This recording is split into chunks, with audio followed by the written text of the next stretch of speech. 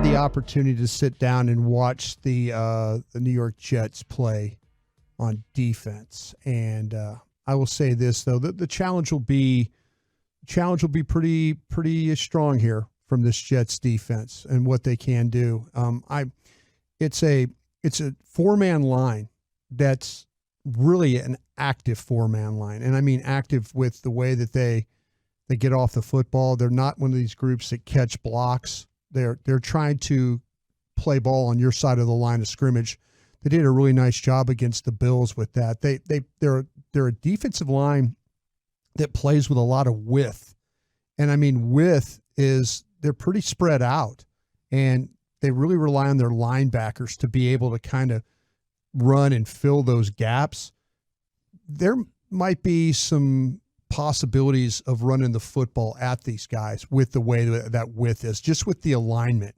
You know, if you could find a way to get, you get your blockers, your second level blockers, your guard, your centers, your tackles, your backside guys, maybe even your tight ends up on their second level guys, you have a little bit of a chance here. But they want to put pressure on you with their four-man line. That's really what they want to do. They're not a team that blitzed a whole lot in that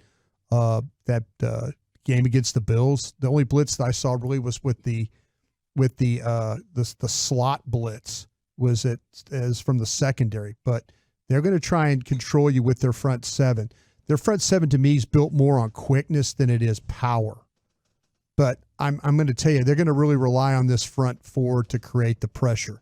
You know, it's interesting. I saw that the highest pressure rate generated in 2.5 seconds or less in week one, Dallas was first, and then right there behind him was the Jets. Yeah. So, I mean, it is two of probably the two best pass rushing D-lines in the sport. They're all about getting up the field. That is big for them.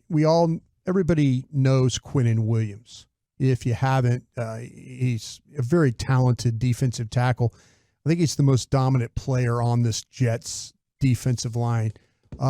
He's got size and quickness. And for a guy that's his size, he's really a slippery player.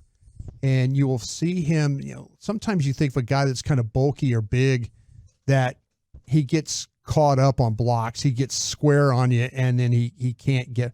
Quinnen Williams can get small and then get through gaps. Wow. And turn his body. But like a snake. He's got some slippery play to him. So the guards, the centers, you got to be alert. If he comes down inside, they'll slant the front occasionally.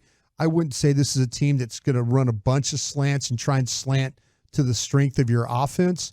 But he's a guy, when he takes that gap, he makes it hard to because of how he's got the power, he's got the quickness, but he could also get past you for his size. Dude, he had 28 hits on the quarterback last year and 12 sacks. Yeah.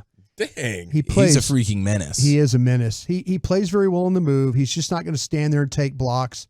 The coaches try and keep him fresh with the way they play him because they do play in a rotating system there. Is he like the second or third best defensive tackle after Donald and Jones? It's Quinnen Williams? I'll tell you what, man. I haven't seen them all. But I was super impressed by the way that he gets off the ball. There was a time there where he was in the doghouse a little bit. Yeah, early with the Jets and early in his career, and then the coaching change and things like that. And he's really adapted to how this scheme is. But I'll tell you what, he could be a difficult guy to block. And like I say, they're going to keep him fresh. They're going to bring him in and out of the game. So he's when he's on the field, he's going to be hard to deal with. They got another player with a Q name. It's Quentin Jefferson. He plays as the 3 technique or the under tackle, and he wears number 7. He does a good job of getting up the field like I was talking about. He could put the guards and centers in some really poor blocking positions with his quickness. He stays active with his feet, his hands. This guy doesn't take any plays off. Had 3 tackles for loss in this game because of his ability to get up the field. The blockers couldn't control him all that well, and then he was able to make the plays behind the line of scrimmage. Jermaine Johnson is an edge / linebacker for him. For the Jets, he wears number 11, and he's in the lineup right now because of Carl Lawson, who is their primary edge. Lawson has been dealing with a back back tightness and back injury throughout training camp. And I expect Lawson to play this week because the staff, he was kind of a surprise inactive, but because the coaches did that because of the short week. They wanted him to play against Dallas, and so they sat him out against Buffalo because of the short week. And so instead of having to play back-to-back quick games, so expect to see Carl Lawson. But I'm talking to you about Jermaine Johnson, and he is like a long, rangy build of a guy. He stands up at times, and then other times he'll play with his hand on the ground. But he's another one of these up-the-field guys. When the balls run to his side, he's got a little Tank Lawrence to him, that he's not that type of guy that's going to give up the edge. He's going to extend on you. He's going to keep wide. He's going to keep his outside shoulder free, and he's going to make that ball try and spill back into the inside. But he does a good job of handling the point of attack. I mentioned Carl Lawson. I think he's back. These linebackers, I think they're outstanding.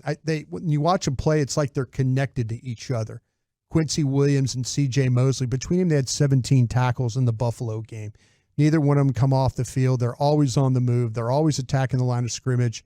They're downhill players. They run well, they flow well, and they finish when they get the opportunity.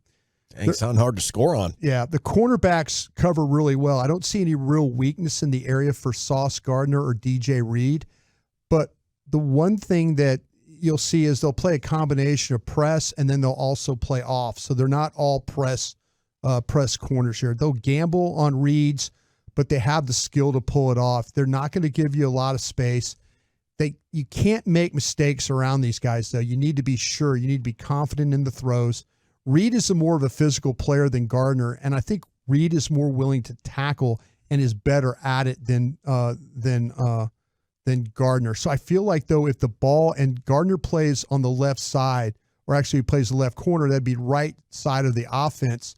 Maybe think about taking the ball his direction when it comes to running it, because he's not really wants to come up and throw his body in there. But if you run the other way where DJ Reed is, he's a little bit more willing to step up and make a play and make a tackle. So their nickel is Michael Carter. He's just kind of just a guy, but these other two talented players, like I say, Gardner and Reed, they can cover. Take advantage of Gardner, maybe running the ball at him a little bit more. Safety Jordan Whitehead, everybody saw him and what he was able to do. He had a huge game. He had 3 interceptions. He's a right place at the right time type of player. He took advantage of some really poor situations or decisions by Josh Allen. The third interception he had, though, he did do a good job. The ball, he was in coverage. The ball was thrown to the outside. He was able to drive downhill. He gets his hands on the ball and then gets the interception. So he is good with the read and the break on the ball to the outside. So, again, this team's not going to probably blitz you very much. They're trying to get you some pressure on that 4-man look. The linebackers tackle well. Corners, you got to be absolutely sure you're throwing the ball. Don't throw anything behind your receivers because that ball will come back on you. Wow, that sounds like a tough assignment. Cowboys 13, Jets 6. That's my prediction after listening to that, Chief. I like that quite a bit. Yes, I imagine Dak is going to be uninterested in taking a bunch of chances. This is one of those things where, listen, when you're just trying to go win the game, Josh Allen, if you're not just patently terrible with your YOLO balling, you guys win the game. If you're trying to just go win the game, just let Zach Wilson fumble fart his way through a loss. And you guys, I imagine this being a little bit of an offensive game plan for the Cowboys that's a little bit more dialed back. Hey, we don't have to go out here and win the game. We're going to let Zach Wilson lose it. There you go. That's a great idea.